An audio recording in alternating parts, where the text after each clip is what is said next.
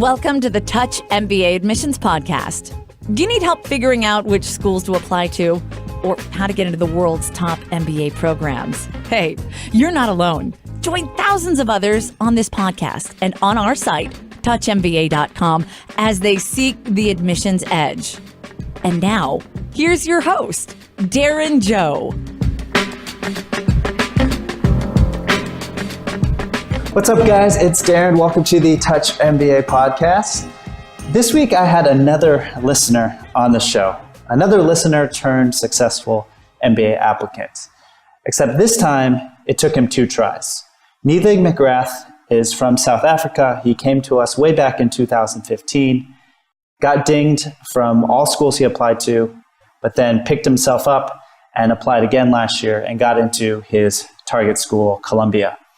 So I think this episode is really about managing that emotional roller coaster of, pouring your heart into an application, not succeeding. It's also about the tactics Neethling used to really improve his application the second time around. And it was a marked improvement in terms of his positioning, his career goals, his resume, the way he researched schools, the way he outreached to current students really made a big difference the second time around. So this is a reapplicant's tale, if you will, and I hope that those of you who didn't get in the first time around will, get some encouragement and tips and tactics to improve your chances the second time. At Touch MBA, we offer free school selection help. We give applicants a quick tune-up, a quick checkup on their competitiveness at their target schools. We also give tips on how they can improve their profile. This all coming from an objective third-party point of view. So you can check that out at touchmba.com. And if you need further admissions help, you can check out our Admissions Edge course, which Neethling was a member on. So for example, Neethling needed some tips on his CV, needed some guidance on potential topics for one of his essays. So those are the sorts of things that you can learn about and ask about in our Admissions Edge course. That's at touchmba.com/course. So check that out. And I really enjoyed this conversation. I hope you guys will too. Here we go. My chat with Neethling McGrath. It's always a blast to have listeners on the show. And one of my favorite things about hosting this podcast is that we can reach applicants all over the world. And my next guest from South Africa first came to Touch MBA way back in 2015 for profile feedback, and I have followed his journey since. He's a member of our Admissions Edge course and community, and we were also really lucky to meet up in Shanghai, where we were at the SEEBS pre-MBA bootcamp, so we got to share some meals and catch up. And he also just got into Columbia Business School's MBA program and will be starting this fall. So Neethling McGrath, welcome to the show. Thank you very much, Darren. Thanks for the introduction. Yeah, great to have you here.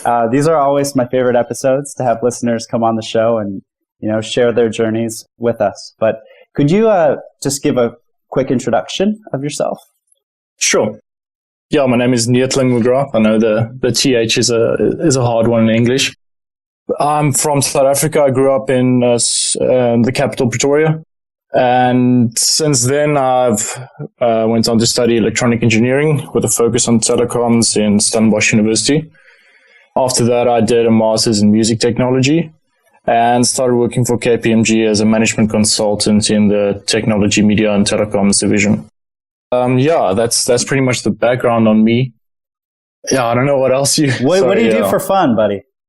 Okay, so so most of my time was spent on, when I still had time before starting to work, was spent on music and sports. I like to play a lot of rugby and did a lot of judo at university. And other than that, just mostly around culture and sports, where I focus my time. Since then, maybe the big reason why I first looked at Columbia was when I started listening to the musical Hamilton. Oh. Huh. Yeah, and I really dug that, and seeing that he was from King's College, which is now Columbia, I really started to get an affinity of the university. So yeah, that's sort of the background. That's what I like to do with my time. Well, Columbia should know that Hamilton is helping to promote their program. I'm sure they do.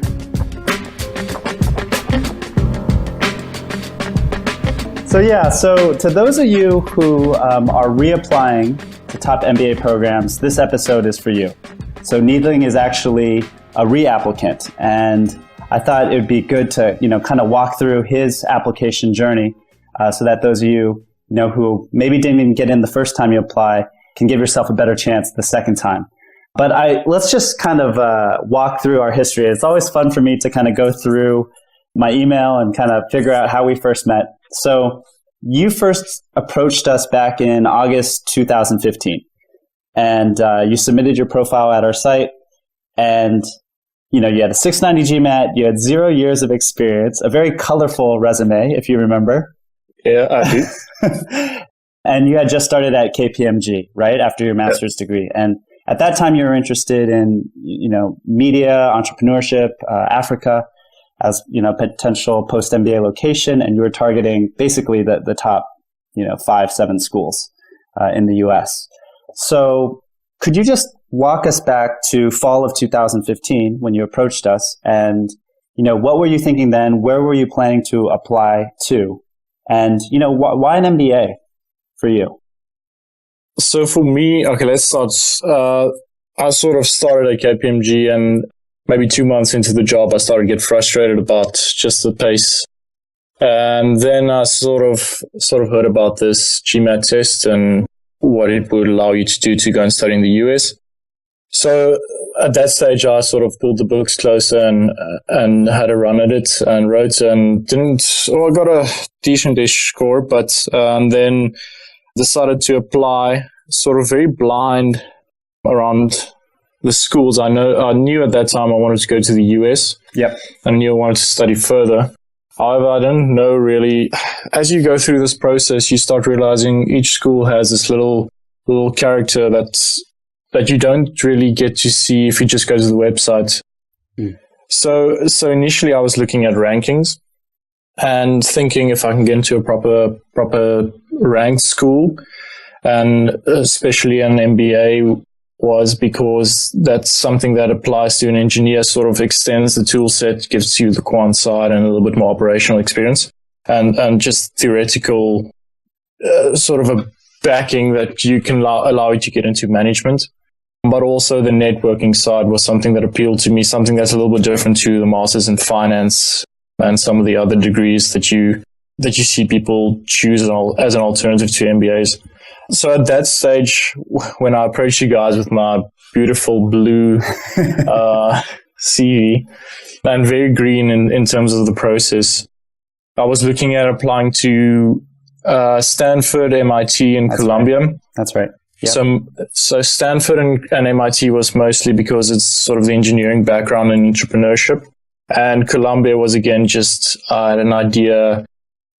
I knew about the media faculty is especially strong at Columbia, but also there's a couple of South African alumni, prominent alumni that I knew that went there, and that's why it sort of just made sense to have a look there. Mm-hmm. Yeah, so you came to our site, you submitted that profile, and then you ended up applying to those 3 schools. And how did it go? Were you invited for interviews with them? Or? So it was a clean sweep, no interviews. It was a ambitious attempt afterwards, realizing, and I wrote here in my notes to you, and it's really cool to reflect on it. Actually, just even though I didn't understand the process. And, you look at minimum requirements, usually you sort of think, maybe you can just slip in. But you realize that not only is the schools are looking for good candidates, but they're also looking for something that's suitable for you, the path that's correct for you. At that stage, I don't think it would have been fair for the school and me personally to be at an MBA already.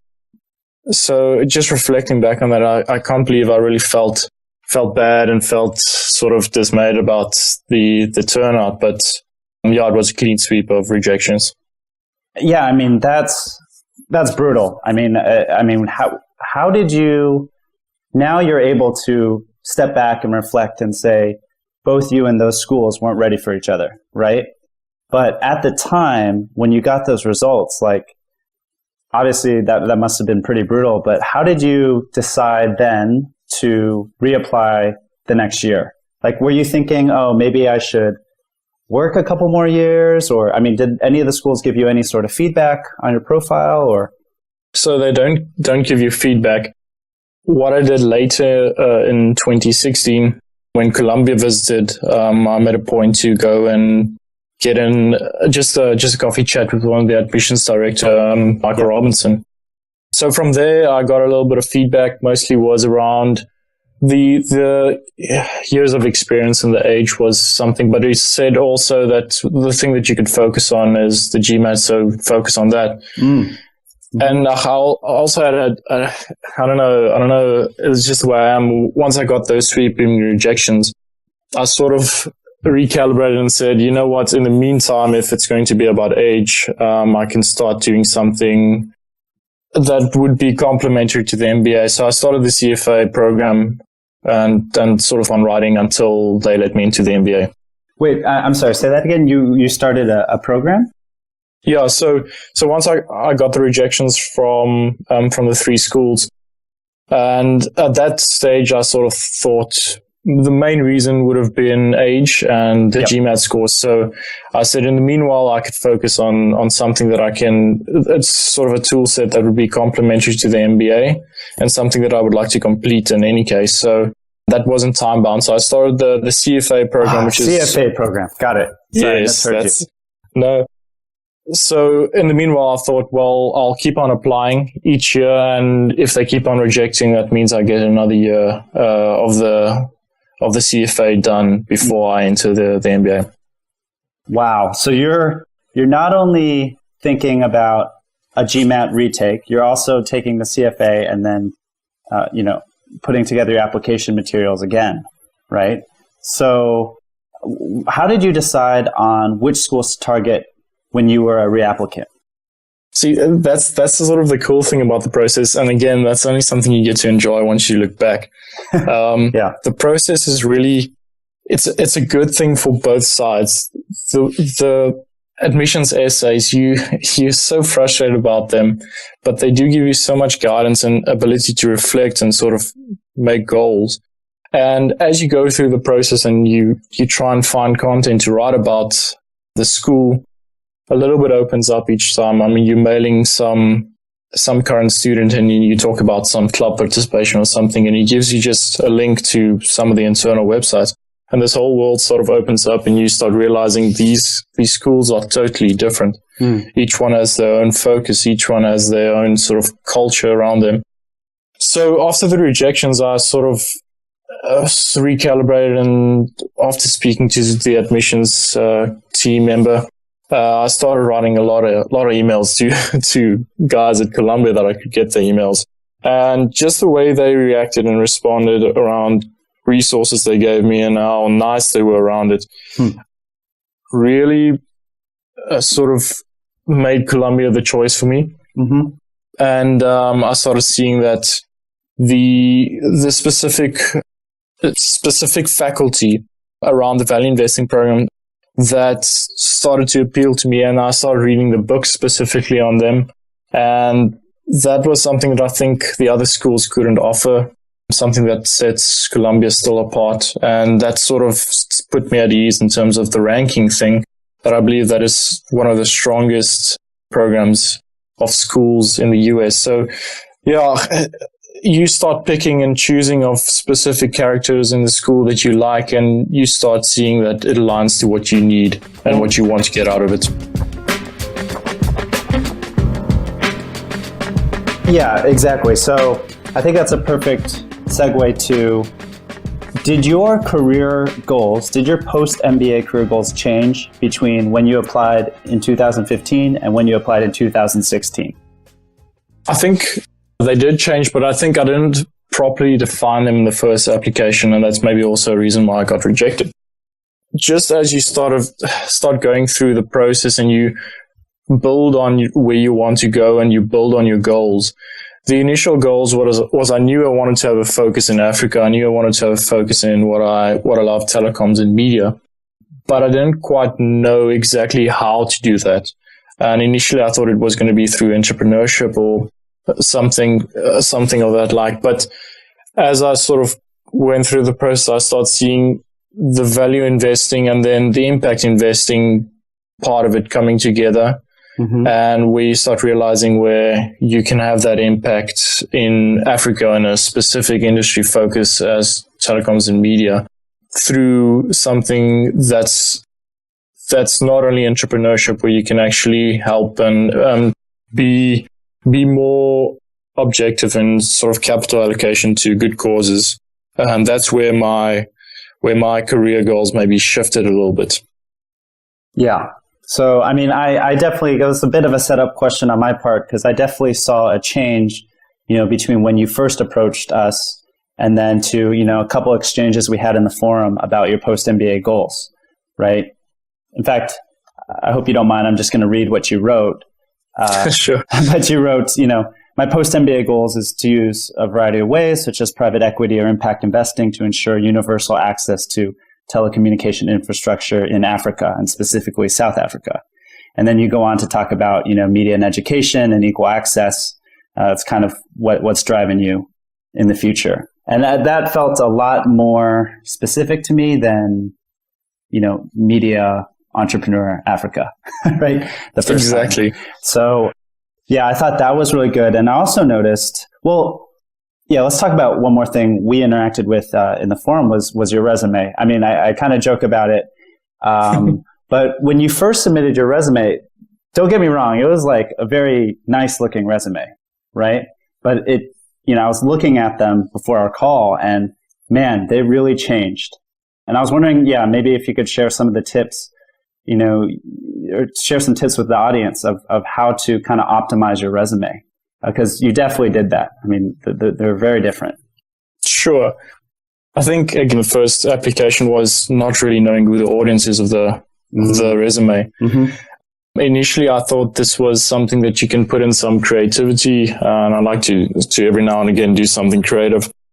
So I tried to put that into the resume, but once you realize that the people who are reading the resume are used to a certain theme and a structure and a template, you realize you're almost doing more harm than good by just changing the template. Never mind the content in it, just keep to what they know, so that they know what they're looking for. They can highlight exactly what sets you apart. It's really nice to have a cool looking resume, but I think what you communicate through it is a little bit more important, and you have to set that to whoever the audience is reading it.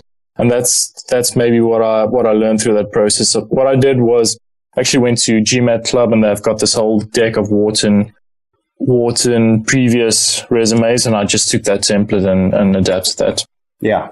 Yeah, and it made a huge difference. I mean, at least for me, who I guess is more trained, as an admissions director myself, I was used to that format, and I felt like I could immediately sense your impact that you made at KPMG and the things you had done there and your education, and it was just clean and simple, and it took me much less time, right? Even though your other resume definitely stood out in terms of like the format. But that's just a little tip that I think could help some of our listeners. No, definitely. It's maybe for everything, just know who the audience is and what they want to get out of it, and tailor your medium through that. Yeah, absolutely. And what I'll try to do is link to maybe those posts on GMAT Club that you mentioned for our audience, so they can check some of those templates. But I also want to take a step back and talk about how you went about networking with Columbia. I mean, you also applied to MIT Sloan, right? That's correct. Second time. So, yep. In terms of reaching out, like, did you do it mostly with current students at Columbia, and just try to kind of understand what their lives were like, what they were doing in the clubs and so forth? Like, what was your strategy there? Because I think that sounds like it was quite important in terms of you understanding that Columbia was a good fit for you, but also in your application. Sure.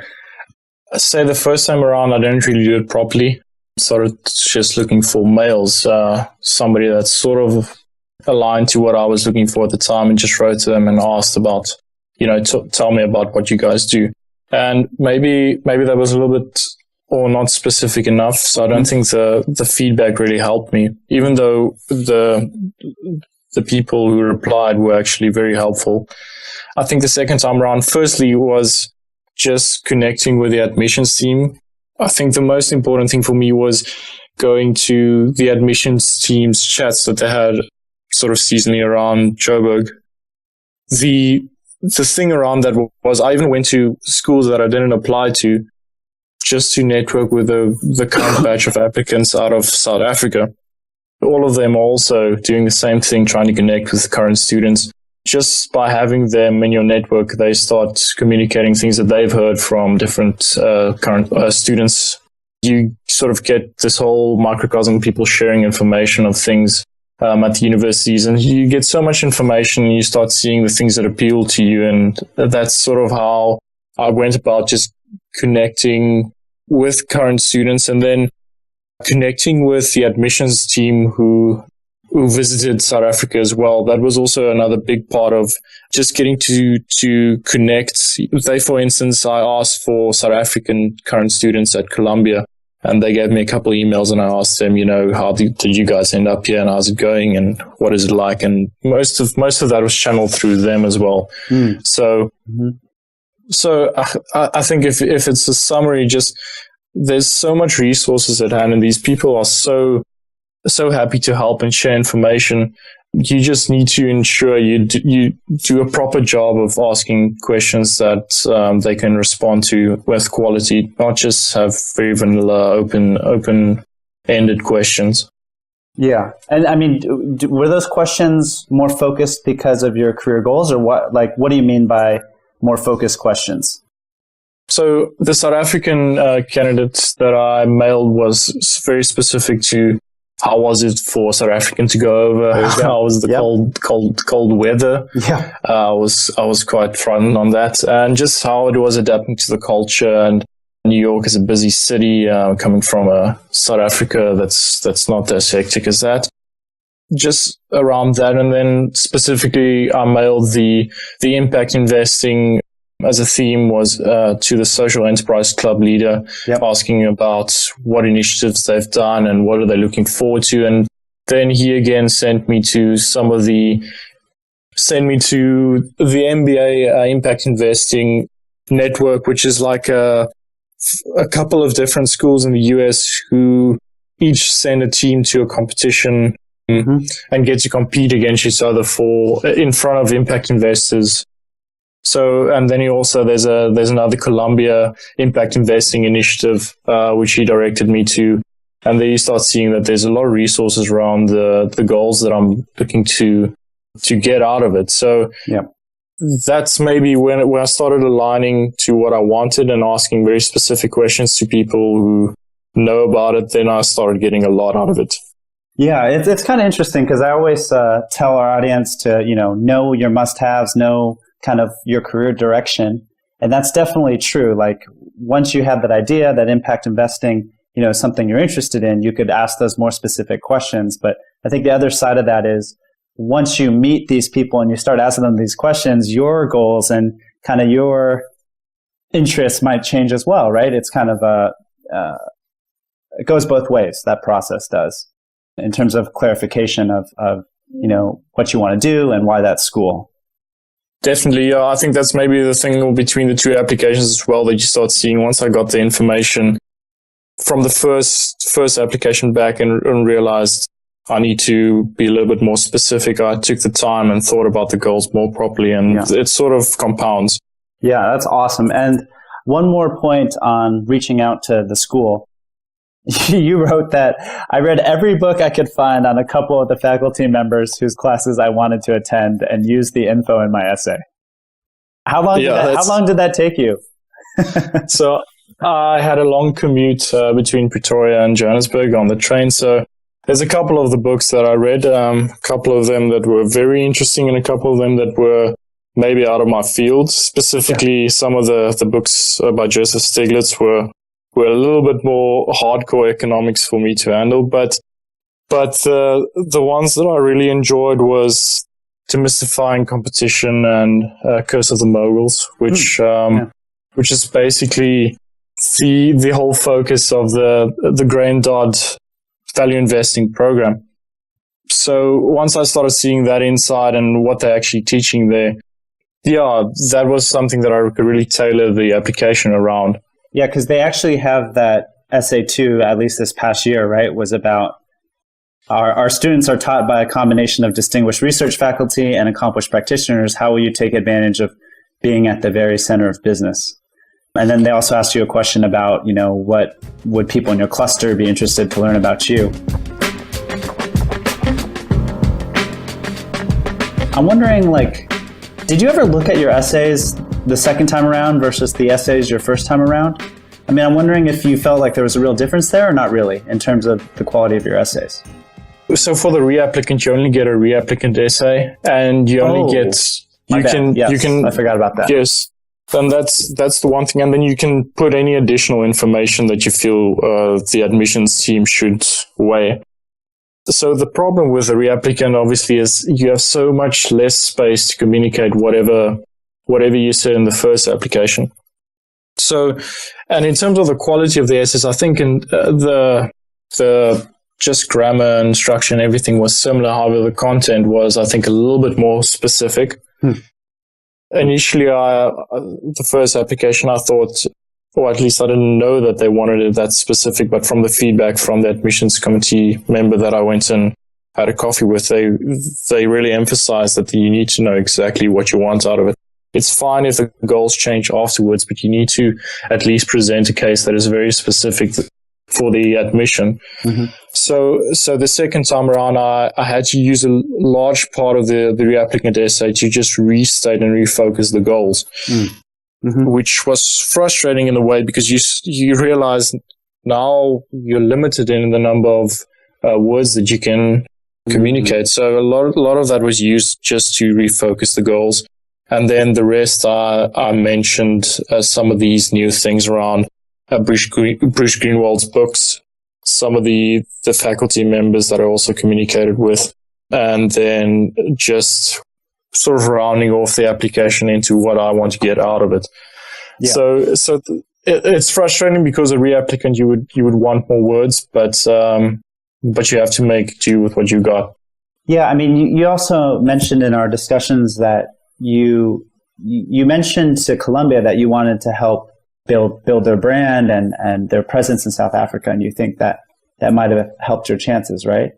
Yeah, that's also some of the feedback that I got from the admissions committee member. I think a lot of the MBA schools in the US specifically, they do want to grow their network. There's a reason why they want international applicants and a very diverse group of people from different regions. But I don't think that their whole focus is that they want to be a gate into the US. I think it's something that they want you to come and experience top-notch faculty and top-notch students, and then take those skills back to wherever you came from, where you can actually deliver impact. Because I think the big problem with them is the tuition fees and the cost of actually going to the schools limit a lot of the people to stay where they are, maybe still focus on that. I think these schools also do want to make an impact in society, and if they can get applicants who want to go back to, say, Africa, for example, and work here and implement the skills that they've learned, I think that's something that really appeals to them. And building the CBS brand through that and a network of people, I think that's something that really they want to focus on. If they get that chance, they'll take it. Yeah, I think that's really great advice. And it's kind of that mindset, right, of figuring out how you can contribute to the school and making it easy for the admissions team to understand what that is. I mean, that is very much easier said than done, but it sounds like you were able to do that the second time around. I mean, I would love to talk about what you feel you learned from this whole process. Having gone through it the first time and gotten those rejections and then gotten into your number one school basically the second time around. Yeah, what were some of your lessons learned? I think one of the biggest things after the initial rejection was I really look back and then think, I can't believe I felt so down about it. Just the opportunity to apply to a school like that is really something that many people don't have. So I think it was really arrogant to feel I didn't get in. This is really bad, and feeling sorry for myself. That was a little bit immature. And I think that's maybe something that, looking back, I think I would say showing a lot of character in taking that, and then for a couple of weeks feeling bad, but then turning around and remotivating and recalibrating and getting back up. The thing that I'll just then in conclusion say, it's really a great opportunity to even be able to apply to one of these great schools, especially for international applicants.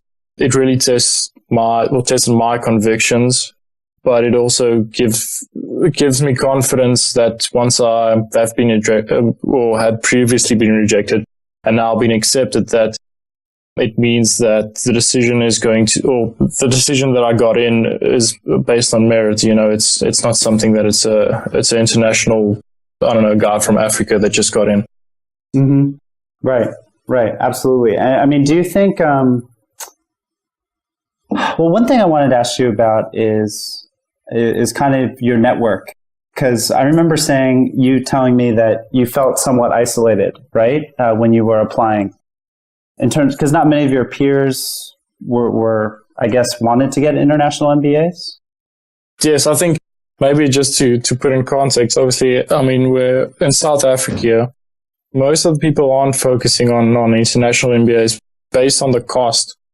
Yeah. So that's not unusual. That's definitely not unusual to South Africa. Yeah. I mean, that's many countries in Vietnam, where I am right now, or many countries have the same problem. So people don't really understand the process. So if you mention GMAT or whatever, it's not something that's really a focus. So if you tell your friends or your peers, I'm going to stay late at work or come in early to study, they don't understand. So and because the process is quite long, you write the GMAT and there's this whole period of writing essays and editing and getting feedback. So you do start to feel isolated, and there's nothing to really measure yourself against. You don't really know, the applicants that are also going to be up against you. You don't know what's going on. So it's hard to really keep yourself motivated and say you're going to push through until the end and deliver the best application that you can in terms of school and whatever you put in that essay. So that was quite hard to keep myself motivated. But the thing that helped, as I mentioned, the SEEBS bootcamp was a really good experience to just see that there's a whole pool of applicants that are also going through the exact same thing, and you can relate with them, ask them about the process that they've went through, and they can give you tips and you can give them tips. And it gives you a lot of energy to know that there's other people that are going through this exact same process. And the thing that I mentioned as well, going to some of the other schools' admissions chats in the city was also great, because then you also see, it's not just, you're not just the one guy going through this. Yeah. No, I think that's such a good tip, is like to try to find a community or build a community, whether that's with your friends or colleagues or, people you meet at those presentations at the SEEBS bootcamp. That makes a lot of sense, because I know can be quite intimidating, the whole process. Yeah. I mean, I think that's pretty much kind of covered your journey. Is there anything else you'd like to share? You were in the shoes of many of our listeners 2 years ago. So, the one thing now, standing from this side and looking back, I mean, it's such a cool feeling to have, but I mean, you're going through this entire process and you never really think what's going to happen after you get in. Yeah. So now that I've gotten in, it's this whole process starts over again, in terms of I've got no idea what to do before I matriculate in the fall. It's student housing, and you have to get visas, and you have to get all these different medical insurance and shots and everything. So it was really intimidating as well initially, but I must say that fear and anxiety was totally or it's totally gone now. When you realize that now, as part of the school that you got into, all the resources they have are being channeled to you, and they reach out to you. I've gotten so many different current students that have communicated through me and given me all the information I could possibly need to just get through this process. So I know I mailed you back, say, end of last year saying, I've got no idea how the process works once you actually get in. Yeah. And it all sort of fell into place once you realize that the school also knows this, and now they start directing resources to you. That's awesome. Yeah. So we're actually recording this episode in February of 2017, and Neethling's going to start this fall. So, and you've already been like in touch with a lot of your accepted classmates too, right? I mean, give us a sneak preview of what's that like. Is it like Facebook groups or like WhatsApp chats, or what's going on? So initially, so you get invited onto a Facebook group, but there's a couple of WhatsApp groups as well going on then, very regionally bound. So there's an India and a United States group, and already some of the networking events have already taken place. Wow. They're in New York, so I couldn't really participate, but already there's drinks nights, 2 of them already. And then there's a process now up until the fall called the CBS World Tour, where there's a tour of CBS incoming students around the world. And there's a leg in South Africa as well, and they're going around pretty much everywhere. So students sort of just join in as the tour goes around. And then there's a yacht week that students can. There's 40 guys going onto a yacht for a week of students coming in, and then there's a week right before we start at the Hamptons, where people are just sort of shaking off all the last work stresses, ready to get into being a student again. Yeah, I mean, my mind is just spinning listening to you talk about all these events, and you haven't even started yet. So yeah. I think this is a sneak preview for all of you. Once you get in, it's going to be really crazy. There's going to be a lot of stuff going on, and it'll be quite an adventure for sure. And then you realize you need to adjust your budget. Yes. Yeah. So actually, that's I want to get some other guests on that can help applicants with that stage you're talking about you've gotten in, now what sort of thing. What to do to get your finances in order and your visa stuff in order. Of course, the schools try to help out as much as you can, but yeah, that'll be another episode.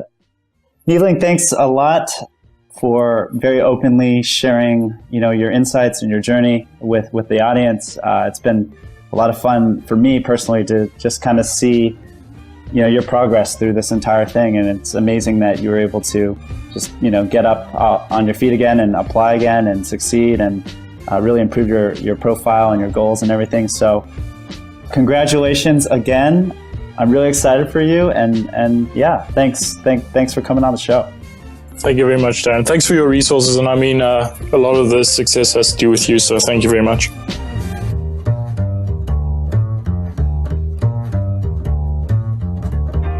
Thanks for listening to the Touch MBA podcast.